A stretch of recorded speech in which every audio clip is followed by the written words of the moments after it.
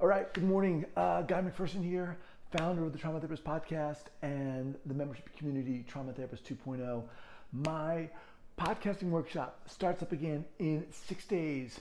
Podcasting for mental health professionals. If you are a therapist, if you're an advocate, a coach, survivor, and you're thinking about starting up your own podcast, I'd love to be your guide in this. About 7 weeks ago, I brought my first cohort through this workshop. And as I've said before, it was incredible. I mean, it really just got me excited about doing this and really reconnected me to why I love doing the podcast. But it also gave me some insight into what people are looking for who are coming through this workshop.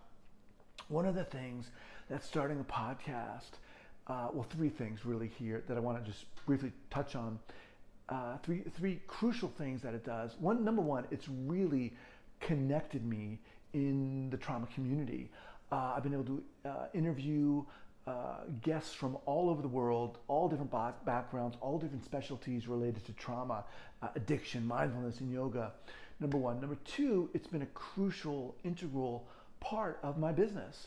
Now, it doesn't have to be part of a business, right? You could just be doing this as a standalone product, and that's fine too. We get into that in the workshop.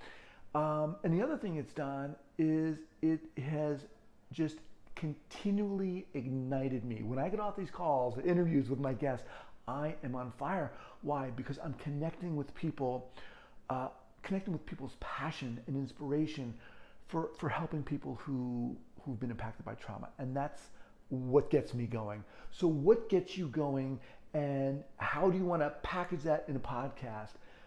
If this is what you want to do, sign up. I'd love to have you join me. All right, we'll touch base. Take care.